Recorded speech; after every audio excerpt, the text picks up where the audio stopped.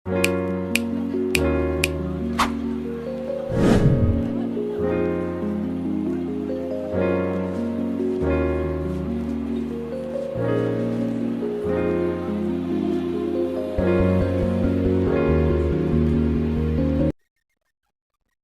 नमस्कार दोस्तों, स्वागत है आप सभी का सरकारी एजुकेशन अकेडमी।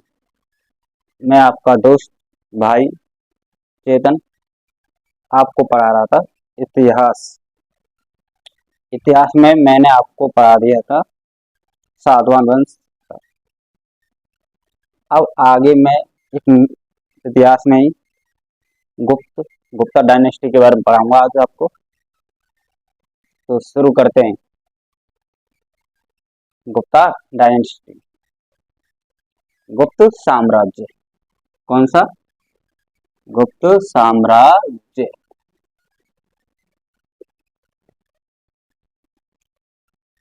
तो आज के लिए एक पाठ कि मंजिल यूं ही नहीं मिलती राही को, मंजिल यूं ही नहीं मिलती राही को, मन में जुनून सा जगाना पड़ता है। मंजिल यूं ही नहीं मिलती राही को, मन में जुनून सा जगाना पड़ता है। चिड़िया से पूछा घोंसला कैसे बनता है, तो उसने बोला भरनी पड़ती है ऊंची उड़ान, भरनी पड़ती है ऊंची उड़ान, और तिनका तिनका उठाना पड़ता है। तो शुरू करते हैं गुप्त साम्राज्य। तो दोस्तों, गुप्त साम्राज्य शुरू कर रहे हैं। तो इसके लिए पहले बेसिक समझो गुप्त साम्राज्य, जिसे आप वर्तमान में गुप्ता कहने लगे।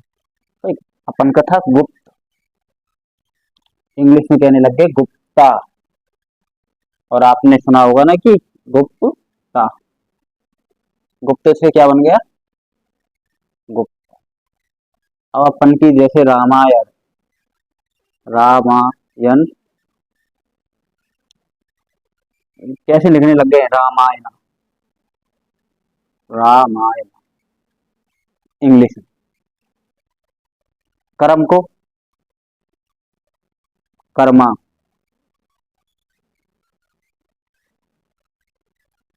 शब्द, बहुत से शब्द ऐसे हैं जो हिंदी में तो है, पर अगर आप जैसे कि कर्मा, कर्मा मिल जाएगा आपको विभक्ति रूप में, पर एक्चुअल में कर्मा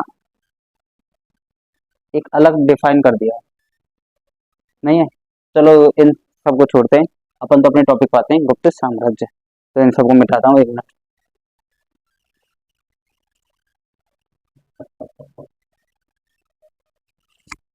हम्म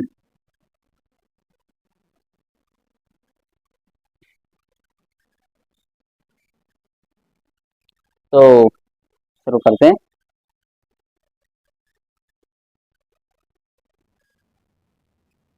तो शुरू करते हैं, अपन गुप्त साम्राज्य पढ़ रहे हैं। तो गुप्त साम्राज्य के संस्थापक के नाम पे आता है कि आपसे पूछे गुप्त साम्राज्य के संस्थापक कौन है? श्री गुप्त। कोई दिक्कत नहीं। अब श्री गुप्त का पुत्र था घटोत्कच, घटोत्कच। अब ऐसा माना जाता है कि इन दोनों का शासन पीरियड होता है 319 से 320 ईस्वी। और एक्चुअल में अगर अपन कहें ना कि भारत का गोल्डन पीरियड यही था, गुप्त साम्राज्य को ही भारत का गोल्डन पीरियड कहा जाता है, क्योंकि इसी समय भारत में चाहे गणित, औषधि, साहित्य, कला, संस्कृति, आर्किटेक्चर, सब फील्ड में बड़ी से बड़े विद्वान, बड़े से बड़े महापुरुषों का उदय हुआ।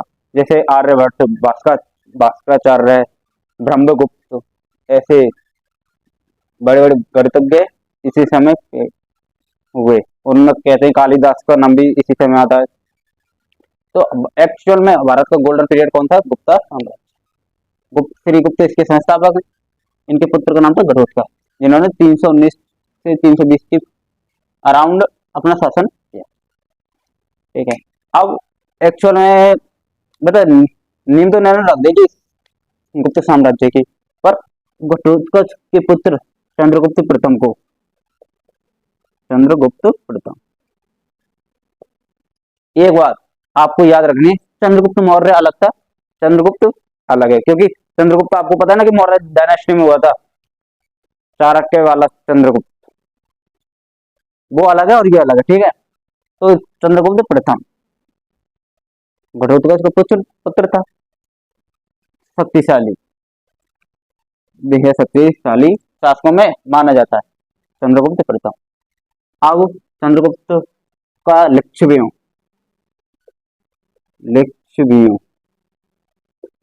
के साथ मधुर संबंध, लिच्छवियों एक राज्य था, उनके साथ मधुर संबंध थे, और इन्होंने अपने नाम के से कई कार्य कराए, अपने नाम पर अपने राज्य विस्तार किया, वैवाहिक संबंधों के माध्यम से, कूटनीति के माध्यम से राज्य का विस्तार किया। चंद्रगुप्त प्रथम के बाद इनका पुत्र हुआ, उन्होंने भी अपने साम्राज्य का और विस्तार किया। उसके बाद मतलब चंद्रगुप्त प्रथम को कह सकते हैं कि एक्चुअल में ये नींव डाल, मतलब बढ़िया तरह से एक्सपेंड करते हैं ना, अपने राज्य विस्तार करते हैं, तो उसको किसने किया? चंद्रगुप्त प्रथम ने। समझे नहीं समझे? अब मैं आपको की पॉइंट्स बता देता हूँ जो एग्जाम में आएंगे, केवल मतलब अब आपको पढ़ा दें चंद्रगुप्त के बारे में, आपको मैं मान लो 10 पेज की नोट्स बनवा दूं, पीडीएफ डाल दूं, कोई बेनिफिट स्टोरी मिलेगा आपको? नहीं है। तो आपको की पॉइंट्स से एग्जाम की मेंस की पॉइंट्स को आपको पढ़ाऊंगा, वो ही आपके लिए काम आएंगे, काम आएंगे। तो शुरू क्या क्या था, अब आप एग्जाम में आपसे पूछेगा कि गुप्त साम्राज्य की स्थापना किसने की? किसने की? सूर्यगुप्त ने। उसका पुत्र घटोत्कच और घटोत्कच चंद्रगुप्त, इसके बारे में पढ़ रहे हैं, तो हटाता हूं इनको, शुरू करते नहीं।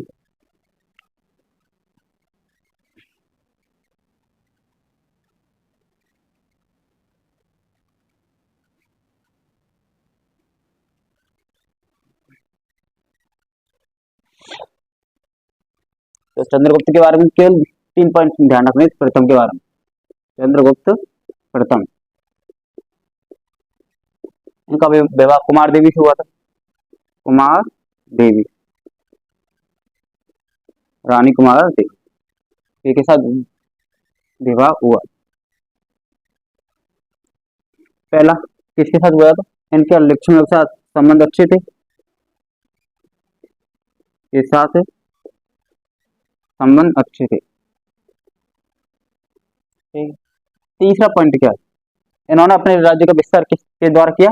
वैवाहिक संबंधों के, वैवाहिक संबंधों के द्वारा इन्होंने राज्य का विस्तार किया। नहीं है? तो यही पॉइंट थे, और तो क्या है, इनके चित्र, चंद्रगुप्त प्रथम रानी कुमार देवी के चित्र वर्तमान में मिले हैं, काम उत्कीर्ण किए गए हैं, उत्कीर्ण किए गए हैं लिच्छवी में, लिच्छवी में मिले हैं इनके चित्र अलंकृत होते हुए। तो ये था चंद्रगुप्त प्रथम। अब चंद्रगुप्त प्रथम में से क्वेश्चन क्या बन सकता है कि रानी कुमार देवी का विवाह किसके साथ हुआ? ए चंद्रगुप्त प्रथम, द्वितीय, तृतीय, समुद्रगुप्त, श्रीगुप्त। तो एक ये क्वेश्चन है, और एक ये बन सकता है कि रानी कुमार देवी और चंद्रगुप्त के चित्र कहाँ मिले हैं? तो लिच्छवी मिले।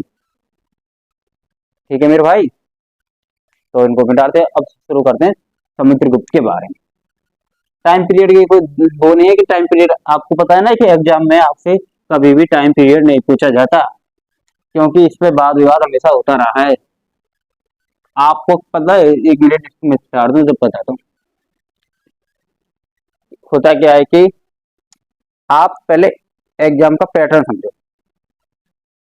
दो चीज एग्जाम में कभी नहीं पूछता, time period, 1 minute time period जो पूछे जो एक्चुअल में हुआ, जैसे कि 1857 की क्रांति किस डेट को शुरू होनी थी? 31 में श्री गणेश था, वो पहले शुरू हो गई। अब हल्दीघाटी का युद्ध कब हुआ? जो मतलब ऐतिहासिक डेट है उनको ही पूछता है, कंफ्यूजन वालों को नहीं पूछता कि बताओ अकबर का, अकबर है उसने जोधाबाई से विवाह कब किया? एकदम खुद पूछेगा, बाद इन पर चलता है। हाँ आपसे पूछ लेगा बताओ अकबर का युद्ध महाराणा प्रताप से कब हुआ? एक्चुअल डेट है नहीं है। तो आपसे केवल मतलब आपको क्या करना है, 2 पॉइंट पे आपको वर्क करना है,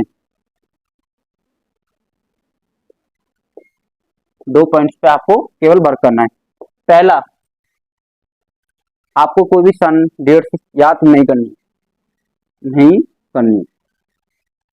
एग्जाम में आपके नॉलेज पता ये क्या होते हैं कि टेम्परेरी रहते हैं, अपन के पास ये चीज टेम्परेरी रहती है। कभी एग्जाम में ये चीज आपसे पूछी नहीं जाएंगी कि कब हुआ। जो आप पे आता है वो सब पे आता है, और जो सब पे आता है वो तो आप पे आता ही है, नहीं है? नहीं समझे? तो जो आप पे आता है वो सब पे आता है, और जो सब पे आता है वो आप पे तो आता ही है। तो आपको डेट्स पर मत बताओ, केवल फैक्ट समझो। फैक्ट, फैक्ट्स में भी उस राजा के बारे में कि राजा ने किस प्रकार साम्राज्य को एक्सपेंड किया, किस प्रकार उसका विस्तार किया, किस प्रकार उसकी शासन प्रणाली थी, कैसे वो न्याय का वो था, इन इन सब पर कार्य करना पड़ता। तो आगे चलते हैं, इस सब को छोड़ते हैं।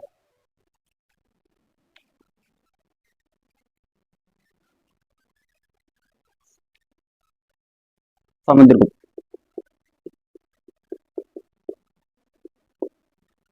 किसका पुत्र था? चंद्रगुप्त प्रथम का। सबसे पहले कौन हुआ? श्रीगुप्त, श्रीगुप्त का बेटा घटोत्कच, घटोत्कच का पुत्र चंद्रगुप्त प्रथम, उसका पुत्र समुद्रगुप्त, मतलब मिस्टर परफेक्ट, उसका खिताब दिया जाए ना, मिस्टर मिस्टर परफेक्ट।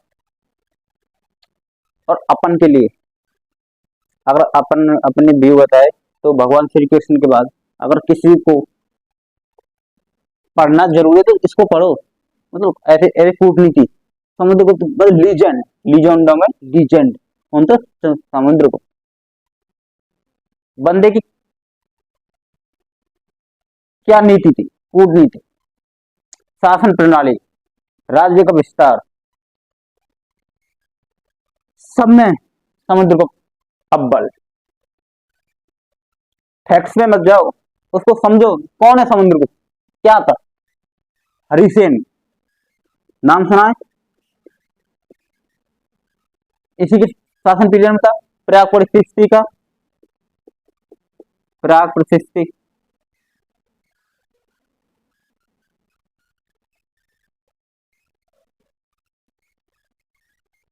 नहीं है। तो समुद्रगुप्त के बारे में पढ़ते हैं, चलते हैं, ठीक है मेरे बेटा। अब इसके बारे में क्या है समुद्रगुप्त, इसको क्या कहते हैं? एग्जाम में पूछा जाता है कि नेपोलियन ऑफ इंडिया, भारत का नेपोलियन, भारत का नेपोलियन।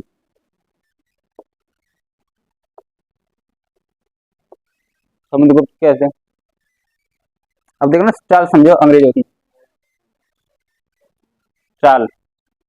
एक्चुअल में क्या कहना चाहिए थे कि फ्रांस का समुद्रगुप्त किसे कहा जाता है? फ्रांस का समुद्रगुप्त किसे कहा जाता है? और हम क्या कहते हैं? भारत का नेपोलियन। मतलब नेपोलियन समुद्रगुप्त से पहले हुआ क्या? नहीं मेरे दोस्तों, नहीं, कतई पहले नहीं था। फिर ये हमने क्यों किया? क्या रीजन था हमारे पास? सोचो, काम करो इन चीजों पर कि हम समुद्रगुप्त ऑफ पेरिस क्यों नहीं पढ़ते, फ्रांस क्यों नहीं पढ़ते, हम क्यों पढ़ते हैं भारत का नेपोलियन समुद्रगुप्त को कहते हैं? ये मानसिकता है ना अपन की,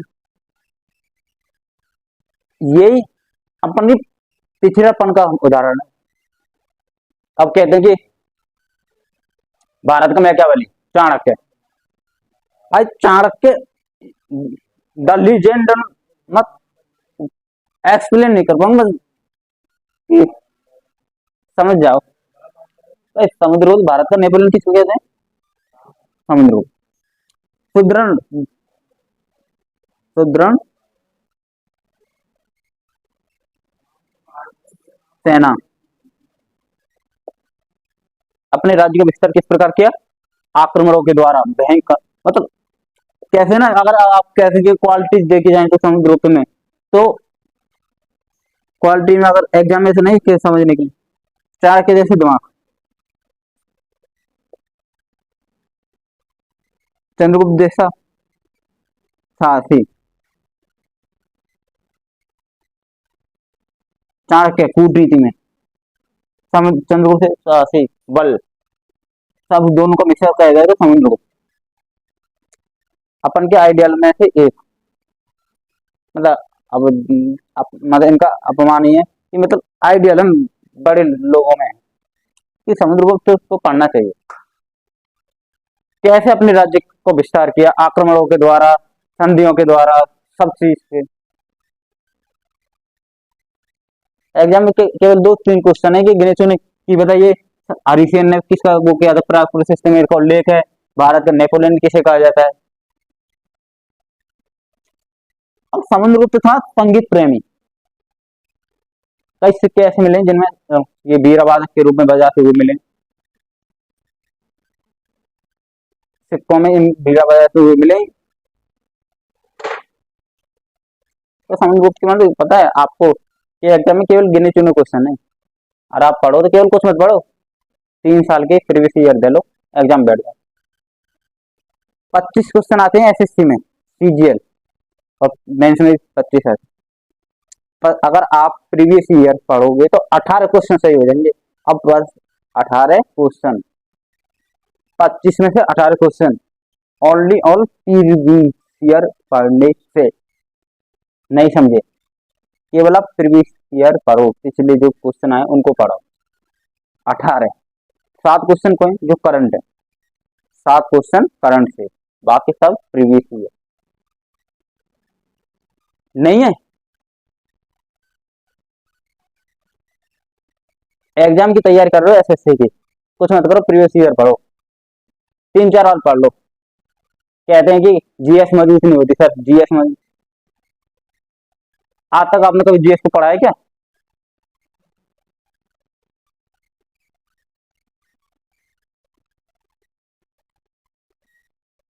सिलेक्शन कोई सबको चाहिए, पढ़ना किसी को होता नहीं।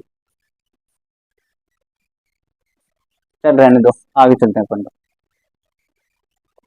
क्या होता है मतलब इन्होंने पता है कि क्या क्या समुद्रगुप्त ने अपन का भारत, नहीं है सॉरी,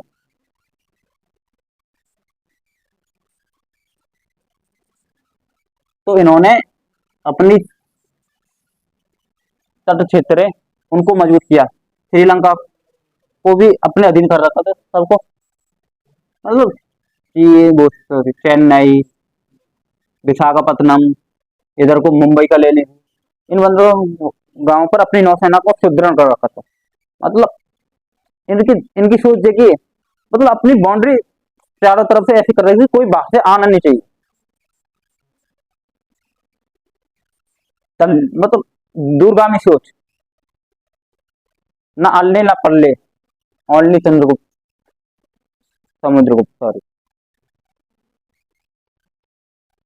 ठीक है, एग्जाम में आपसे केवल 3 क्वेश्चन पूछेगा, आप सर क्या पूछा जाएगा, क्या हरिसेन ने प्रयाग परिशिष्टि लिखी, भारत का नेपोलियन किसको कहा जाता है, समुद्रगुप्त को, भारत का मैकियावेली चाणक्य को। ये क्वेश्चन आते हैं। हाँ समुद्रगुप्त क्या था, संगीत वादक था। मतलब कई सिक्के ऐसे मिले हैं हमारे में यहाँ जिस पर समुद्रगुप्त बीड़ा बजाते हुए मिले हैं। ठीक है, समुद्रगुप्त हो गया, चंद्रगुप्त दूसरे पूछाते हैं।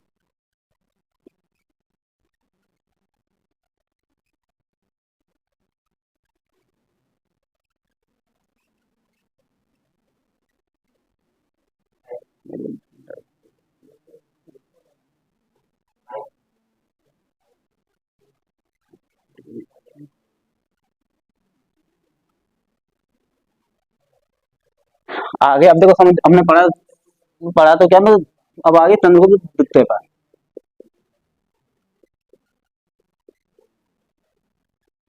चंद्रगुप्त द्वितीय के समय हमारा भारत, मतलब चंद्रगुप्त अपने पीक पर चल रहा था। इसके बाद पता है ग्राफ क्या, अगर अपन क्या मैंने कि ग्राफ बनाइए समुद्रगुप्त डायनेस्टी का, तो ऐसे श्रीगुप्त, घटोत्कच,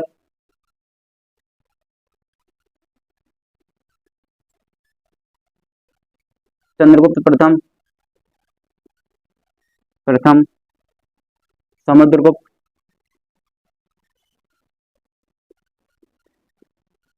अब चंद्रगुप्त प्रथम, गुप्त, यहीं तक चला और उसके बाद धीरे धीरे ग्राफ अपन का घटता गया।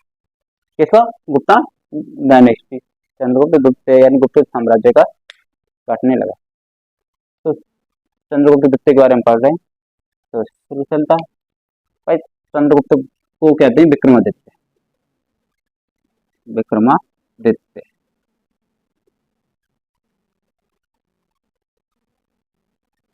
इनके समय हुआ था,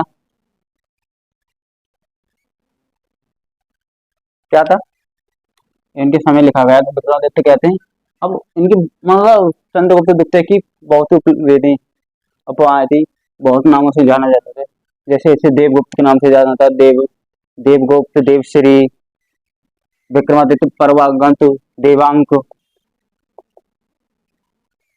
सॉरी देवांक के नाम से जाना जाता था। अब इनके समय लिखा गया था विशाख दत्त, विशाख दत्त नामक नाटक। कौन सा नाटक लिखा गया? विशाख दत्त नाटक लिखा गया। नाटक लिखा गया कौन सा?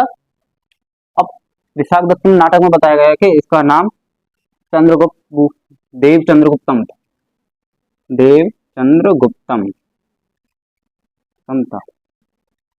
इनको कई नामों से बुलाया जाता था, देव चंद्रगुप्तम, देवगुप्त, देवांग, विक्रमादित्य, परमा क्या कहते हैं, परमा भागवत, भगवत, विक्रमादित्य परमा भगवत के नाम से इन्हें बुलाया जाता, बहुत नाम। अब चंद्रगुप्त का विवाह हुआ था कुमार रेगा, उनके इनके मतलब अब आपको मैंने एक बताया था कि चंद्रगुप्त प्रथम का विवाह कुमार देवी से हुआ था और उनका विवाह था कुमार कुमार रेगा थे। किनसे? कुमार कुमार रेगा। अब पता है कई जगह इसका नाम कुबेर नागा के नाम से भी बुलाया जाता है, कुबेर नागा के नाम से भी इन्हें बुलाया जाता है, कुमार कुमार रेगा, कुबेर नेगा के नाम से इनको बुलाया जाता है। अब चंद्रगुप्त द्वितीय को कहते हैं शकों का संहारक, शकों का संहारक, संहारक के नाम से भी हम चंद्रगुप्त द्वितीय को जानते हैं। और इन्होंने पता नवरत्न की शुरुआत भी की थी, नवरत्न की शुरुआत इन्होंने की थी। वे एक प्रसिद्ध प्रसिद्ध लोग थे इनके में। कौन कौन थे? अब गिनते जाना, कौन कौन थे? कालिदास, धनवंतरी, शंकु, और कौन थे? बेताल भट्ट, अमर सिंह, खटकपर, बरहामीर, बरूची जैसे विद्वान शामिल। इन सबकी आपको पीडीएफ मिल जाएगी। नहीं भाई, कौन था? कालिदास था,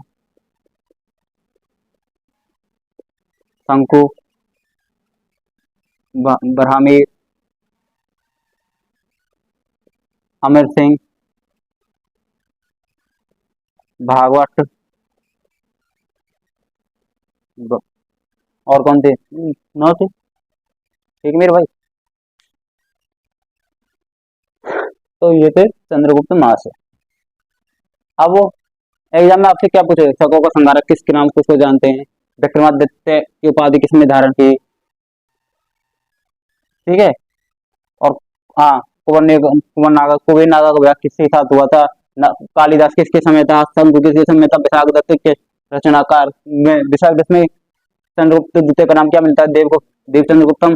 और एक दूसरी बात, चंद्रगुप्त गुप्त ने अपने बड़े भाई रामगुप्त की हत्या कर दी। किसने? चंद्रगुप्त गुप्त ने अपने बड़े भाई रामगुप्त की हत्या कर दी। ठीक है मेरे भैया, तो आगे चलते हैं। एक कहानी है जो सबको सुनानी है और इनकी भूख तो मन ने ही मिटानी है। सबको पता था मैं कमजोर हूँ, इसलिए आज मैं कुछ और हूँ।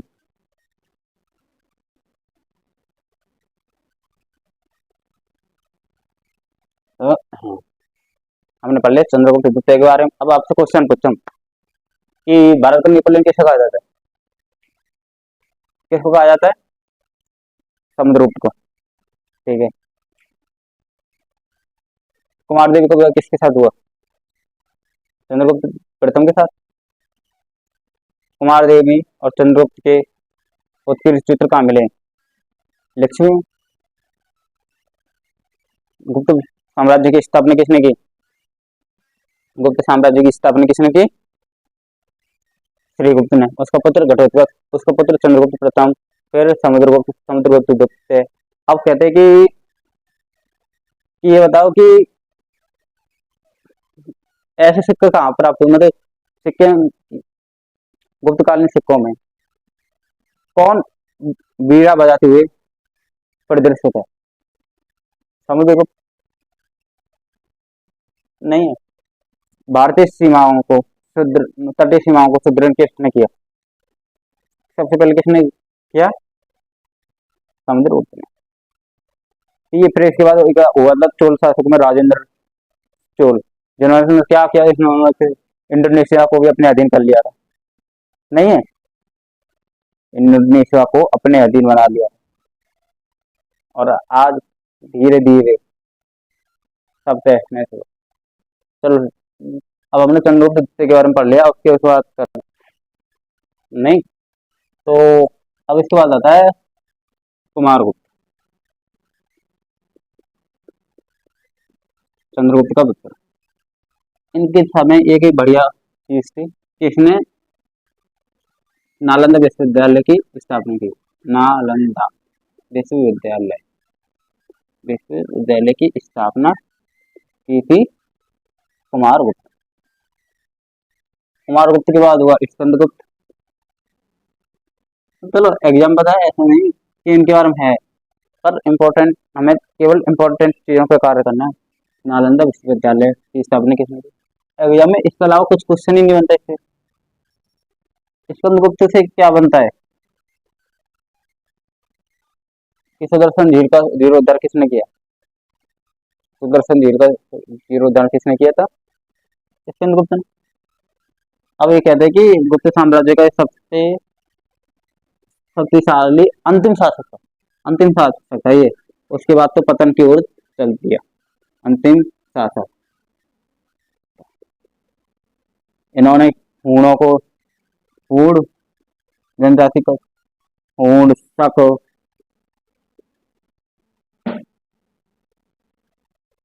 आदि का डटकर सामना किया और उनको भारत से खदेड़ कर भगा। ये थे अपन के स्कंदगुप्त। इसके बाद बहुत से हुए, भानुगुप्त हुआ, वराहगुप्त हुआ, पर इनको कोई ज्यादा महत्व नहीं, क्योंकि पतन होने लग गया तो आगे की कुछ पूछा नहीं जाता। इसको एग्जाम में आपसे पूछा जाएगा कि गुप्त साम्राज्य का अंतिम शक्तिशाली राजा कौन था? स्कंदगुप्त। उसके बाद बर्बर जनजातियों के साथ भी इनका संघर्ष हुआ था, बर्बर जनजाति के साथ, भी संघर्ष हुआ। ठीक है, तो आशा करता हूँ कि आपको ये सब समझ में आया होगा कुछ ना कुछ तो। ठीक है मेरे भाई साहब, तो आज के लिए इतना ही। तो कुछ 5 मिनट आपसे बातें करते हैं।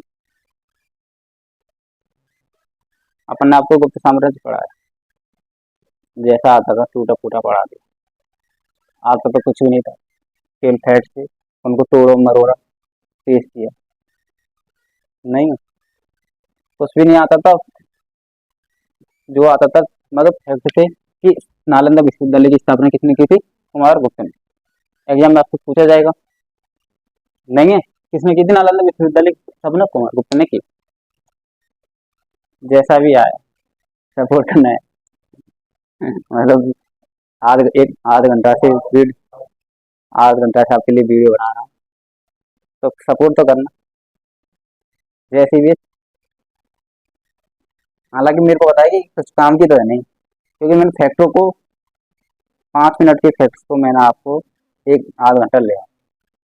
क्या करते हैं पढ़ाते समय छोटी सी बात को भी बढ़ा चढ़ा के बताया जाता, और मैं आपको मान लो एक सबको 5 मिनट की वीडियो में बता रहा हूँ कि ये एक पॉइंट है, इनको याद कर लो, क्या होगा कुछ नहीं। वही वीडियो बड़ी बनानी पड़ती। तो कुछ बात करने की बोल रहे थे आपसे कि जीवन कभी भी समय और परिस्थिति को गुलाम मत बनो। सब कुछ बन जाना पर समय और परिस्थिति के अनुरूप मत बन कर रहना। ये ऐसे कहते हैं ना कि बहुत से कि यार समय खराब,